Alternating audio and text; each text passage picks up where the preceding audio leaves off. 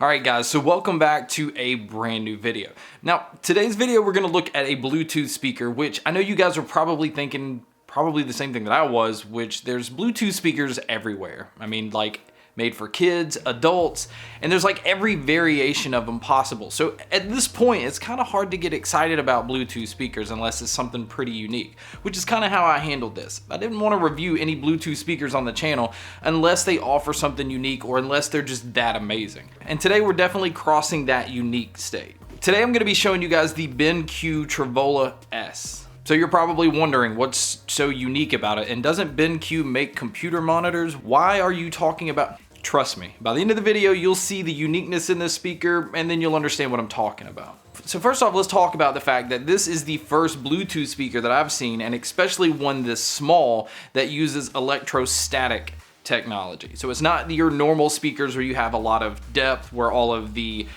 where everything's kind of built into the speaker. The speaker itself is very flat. And what that's doing is it's causing electrostatic to go through that to be able to get the sound that you want. Now, usually electrostatic speakers are really tall and really thin. And this is the world's smallest electrostatic speaker. So it's very small, but they're having to do a couple of things to kind of offset not having low end, which, you know, most normal electrostatic speakers don't have a whole lot of low end. But before we get into all that, let me go ahead and tell you what's inside the box. And I promise you this will be very quick and very simple. You do get a little carrying pouch, and judging by the carrying pouch, you can see how small this speaker really is. Like, that's the extent of it. This speaker fits inside this thing, but it's supposed to be able to give you room-filling sound. So right there, that's kind of already asking a lot out of a speaker this small. And then you get the charger, which is non-removable from the block itself, and it is a micro USB on this end, which already you guys know how I feel about this. And with this speaker, you're going to get 18 hours of battery life with continuous play.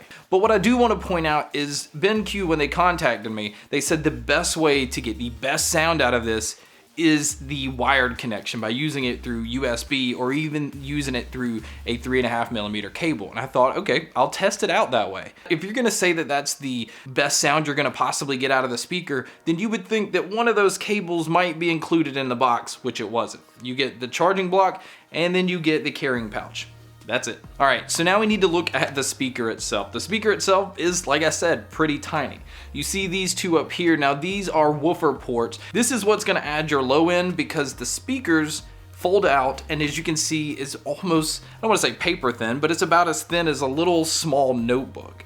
Actually, it's about as thin as most tablets. I would say this is about what the iPad Pro thickness is now.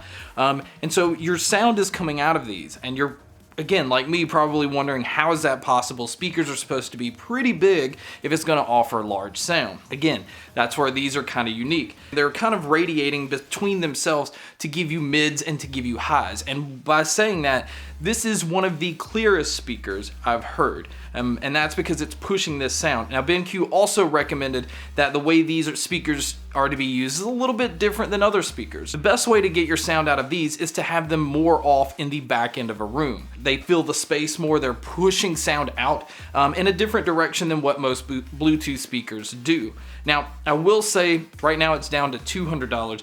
So it's pretty pricey for a Bluetooth speaker of this size. If you're gonna spend that kind of money, you're starting to get to like JBL speakers that are a little bigger, a little more robust, and they have the radiators to give you more like a thumping feel. I thought it was more for like people that want the best clarity and not necessarily like boom and low end. And I think that's the market that these are for. And I think if you're listening to classical and like country and anything acoustic, is so clear, and it's actually a beautiful sound. I love the sound out of this.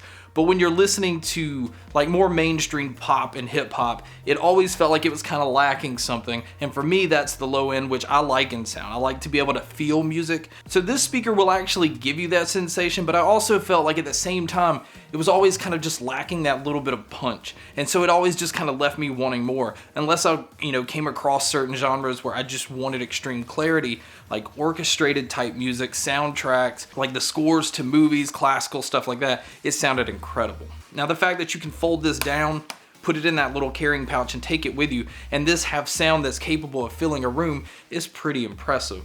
Now up top is where all of your controls are located. You do have the NFC spot for pairing, which is really nice. You have your power button, your Bluetooth button, volume up and down.